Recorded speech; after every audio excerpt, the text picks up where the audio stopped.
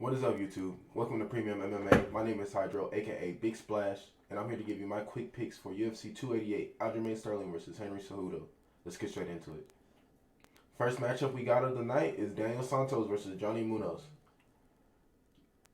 I was iffy about this one because Johnny Munoz, he's a good striker, but he's not as aggressive. He's not as aggressive as I want him to be. He's a good fighter, good all around fighter, but Daniel Santos is so aggressive. And I hope he is the underdog in this matchup. I don't look at odds when I choose my fighters. I look at the odds after I do all my picks and stuff. But I hope Daniel Santos is the underdog. If he is so live. He is so aggressive.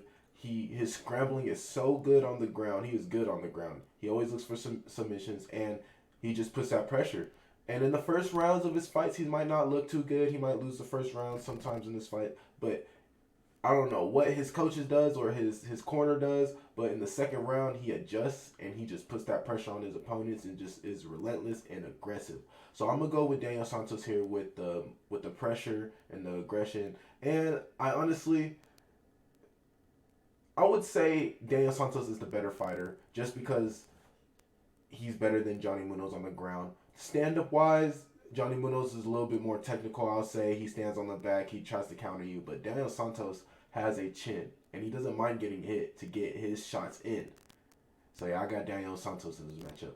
Next up, we got Joseph Holmes versus Claudio Ribeiro. Everyone's high on Claudio Ribeiro, but I don't know why. I don't see the reason why everyone's high on Claudio.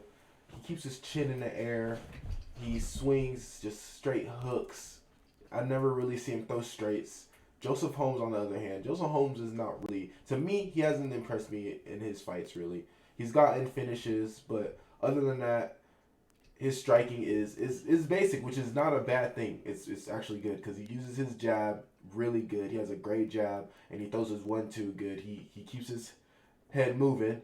Claudio Ribeiro, on the other hand, doesn't. He'll just rush you with his chin in the air, just throwing hooks. And usually, I don't like that when fighters do that. And Claudio Ribeiro in his debut, he didn't impress me either. He lost that fight, and I went against him as well. I didn't trust him, so I don't think Claudio Ribeiro is to be trusted betting wise. Joseph Holmes isn't really neither, but I'm going with Joseph Holmes here with the more experience. He has fought better competition in the UFC, and he has a couple of good wins as well. So I'm going with Joseph Holmes here, being the actual better technical striker. Next up, we got Rafael Estevam versus Zhumagulov. This is going to be a pretty good match, honestly. We got a straight jiu-jitsu guy who just wants to take everything to the ground. It's crazy because this is going to be his debut.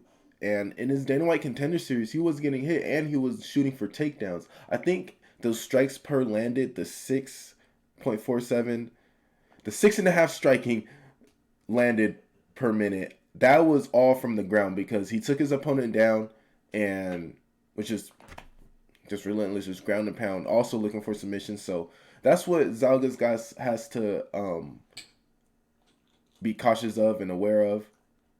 But other than that, I think Shalgas is the better all-around fighter. Shalgas in this matchup is the better striker.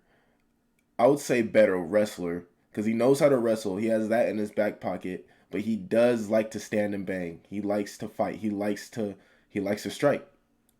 But when someone tries to wrestle him and tries to take him to the ground, he has good takedown defense. And he's able to take his opponent down to the ground as well and just stack him and stay on top of him and just grind him out. But Rafael is dangerous on the ground. He's a slick jiu-jitsu artist. So that's why I think here Shalgas is going to be pretty smart and has the experience to where he could just keep this on the feet. You know, if it does go to the ground and he's on top, he'll just hit him a couple times, get back up to the feet, and he could find a knockout or maybe just win a decision. But like I said, Rafael, don't underestimate his jiu-jitsu. He's going to try to take this to the ground. But I think that Shalgas has good enough takedown defense to defend those takedowns, especially from Rafael, because Rafael's takedowns, they're predictable. You could see them coming from a mile away. He doesn't throw any shots behind his takedowns. He just goes straight for the takedown. And he did get 4 takedowns in his Dana White Contender Series, but his opponent also stuffed 4 other takedowns attempts. So I got Shalgas in this matchup being the better all-around fighter. Next up, we got Phil Hawes versus Ikram Aliskerov. I was going back and forth with these two. Phil Hawes is a great all-around fighter. He's a great striker. He's a great wrestler. He knows how to defend takedowns really well. But my boy Ikram is so aggressive. He's like a damn Tasmanian devil. His striking isn't all the way there yet. He keeps his chin in the air. So that's the only reason why I wouldn't trust Ikram. This is his debut coming from the Dana White Contender Series. His striking is decent. He is mainly a wrestler. I wouldn't say he's Khabib, but he fights like people in his camp, just will just take you down, just grind you out, knows how to just control you, just that straight control. In this Dana White Contender Series, he looks so good. I do choose Ikram in this matchup, but Phil Hawes, be careful with Phil Hawes. Phil Hawes is a powerhouse. He's a great striker, and he is also a great wrestler as well, and great at scrambling. But Ikram, on the other hand, if Ikram is on top of you, I believe it's game over. And I believe Ikram is just going to go for takedowns, just relentless and nonstop. And he's going to get those takedowns and just have straight control time. Maybe have more significant strikes landed just because they're going to be ground and pound strikes. So yeah, I got Ikram in this matchup. Phil Hawes is a great fighter, great all-around fighter. So Ikram, he has to really prepare for this fight and be prepared for this dude's striking and his power.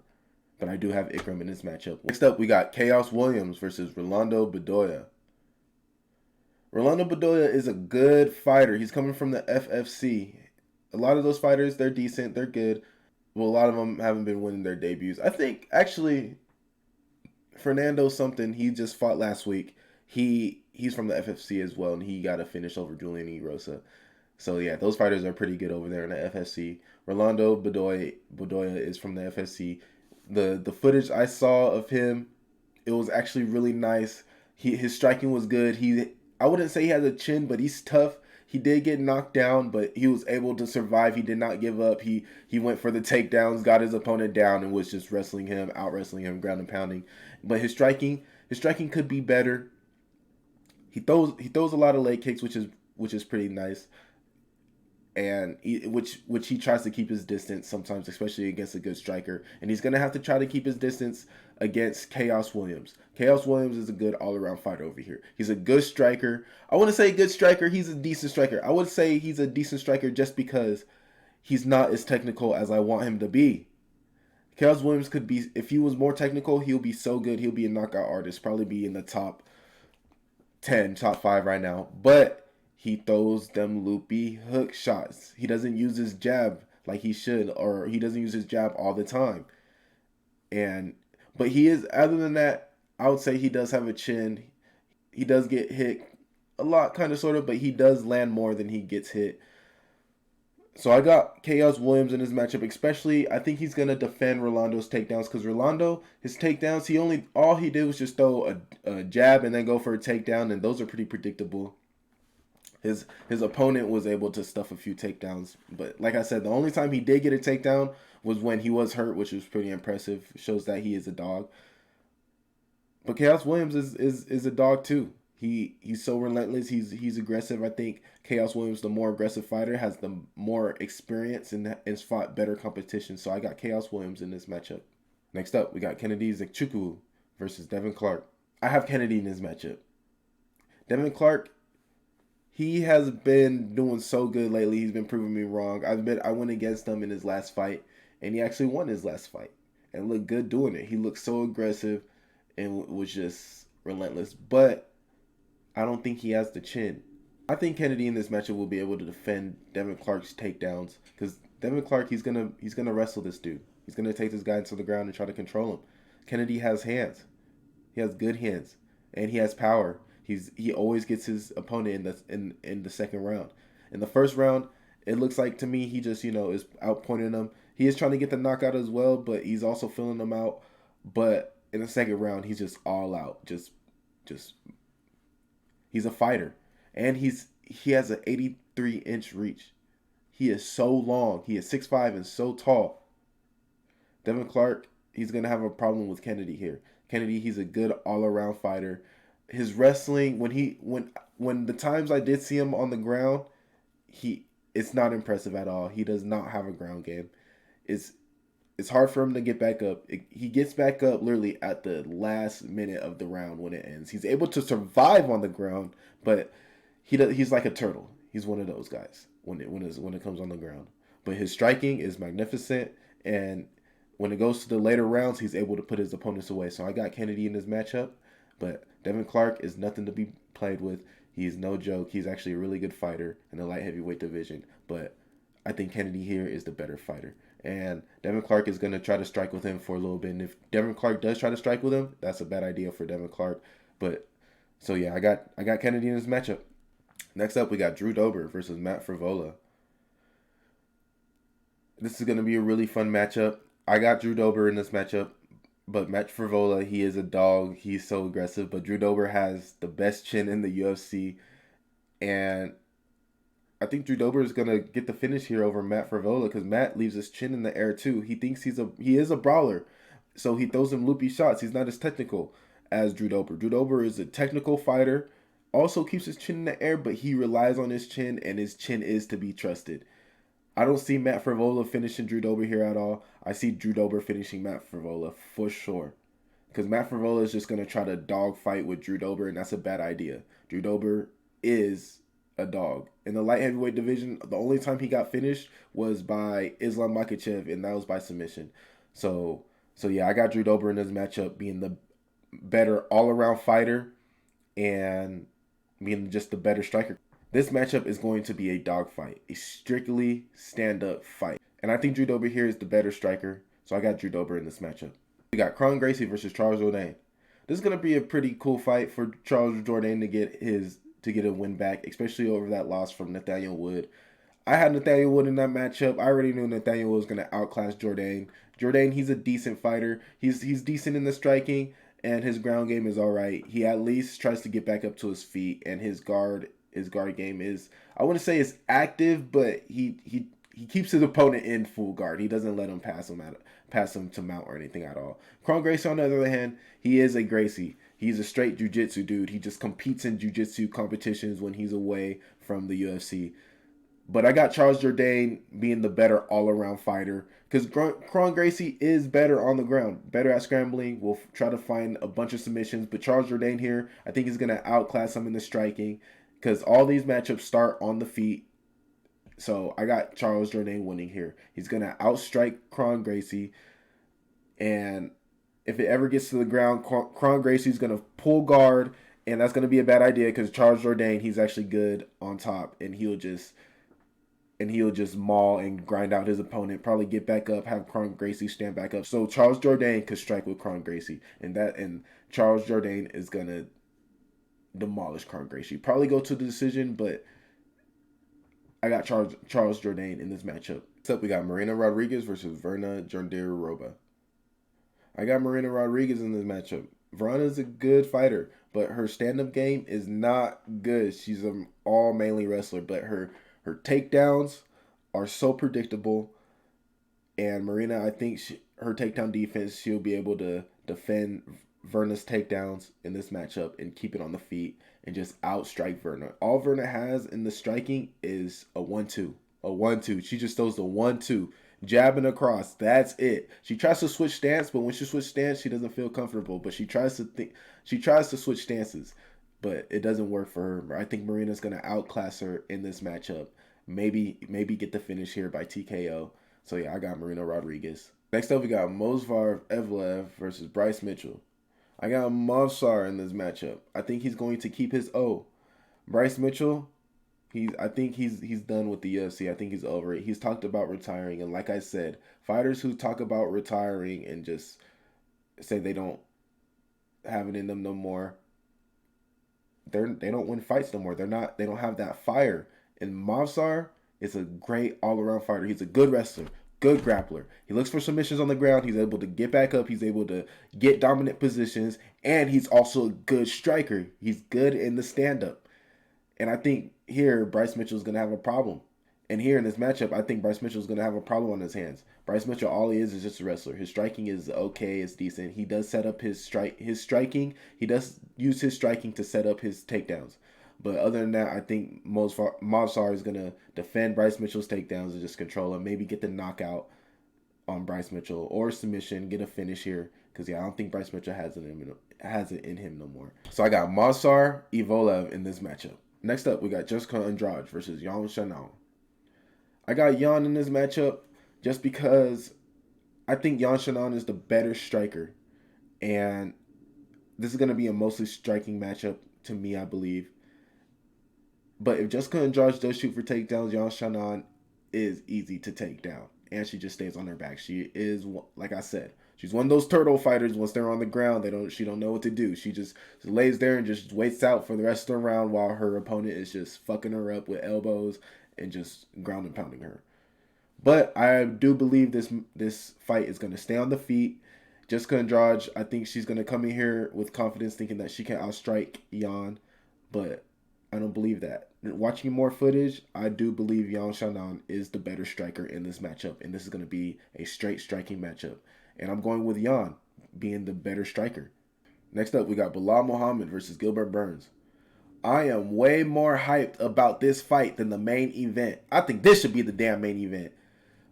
This is going to be a great fight. It's going to be so aggressive. I honestly got Gilbert Burns in this matchup. He is so active. He's been active lately. He's been on a crazy winning streak. Belal Muhammad, he's been on a winning streak too. But I don't think he's been fighting as good as competition as Gilbert Burns, to be honest.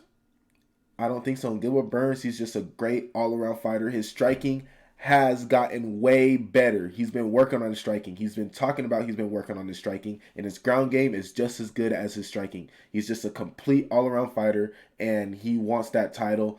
And like I said in a couple weeks ago, or a few weeks ago, he is not going to let no one take that spot from him to fight for that title. I believe if Gilbert Burns fights Leon Edwards for the belt, I got Gilbert Burns all the way. Just being the more tougher fighter. And being the better all-around fighter. Belal Muhammad is a good fighter. He's training in Khabib's camp. And they're all dogs over there. But hey, I don't think he's fought anybody like Gilbert Burns. And this is a real test for Belal Muhammad. And especially Belal's been talking crazy, talking about he need a title shot. He's ready for it. No, it's my boy Gilbert's turn. And then you can fight him for the belt later on. After he beats you, it'll be Belal Muhammad versus Gilbert Burns 2. After Gilbert Burns beats Belal in this one. Because, to be honest, yeah, I think Gilbert Burns here is the better all-around fighter. He's the better striker, better grappler. So, yeah, I got Gilbert Burns in this matchup. Next up, we got Aljamain Sterling versus Henry Cejudo. This one I was going back and forth with as well. Aljamain Sterling's been proving me wrong. I went against him with TJ Dillashaw, but TJ is a hoe. He went in there with an injury, and he knew he was a live underdog and that everyone was going to bet on him. So, no, fuck TJ. But Aljamain Sterling's been getting these kind of crazy leads, I don't know, weird wins, kind of. He did get a real win over Petr Yan, though. I'm not going to lie. That was a good win. But Henry Cejudo is a problem. Henry Cejudo's been training with the legends, with John Jones, with everyone, been coaching him. So he's a good coach, and usually coaches are great at fighting. I'm not gonna lie to you. And Henry Cejudo, he's only been off for 3 years. It's not too long, but it is a pretty long time not being in a fight. But he has been sparring, and his sparring partners are good. And he did help John Jones win against Cyril Gane. So yeah, I got Henry Cejudo here being just a more better all-around fighter, being the more technical fighter, and just being more smarter than Aljamain Sterling. Aljamain Sterling is a good all-around fighter as well. He has gotten way, way better. He's been proving me wrong a few times. And I was going with Aljamain Sterling at first, but I was watching footage on Henry Cejudo, and Henry Cejudo is a good fighter. He is so good. And I think he's going to get the strap from Aljamain Sterling, especially from the people who Henry has been training with. I think Henry's ready for this fight. So I got Henry Cejudo in this matchup. So that is it for my quick picks for UFC 288. Aljamain Sterling versus Henry Cejudo. This is going to be a great one. This one's going to have me on the edge of my seat, and I cannot wait for it. Thank y'all for tuning in. And if y'all enjoyed this video, like and subscribe, and I'll see y'all in the next one.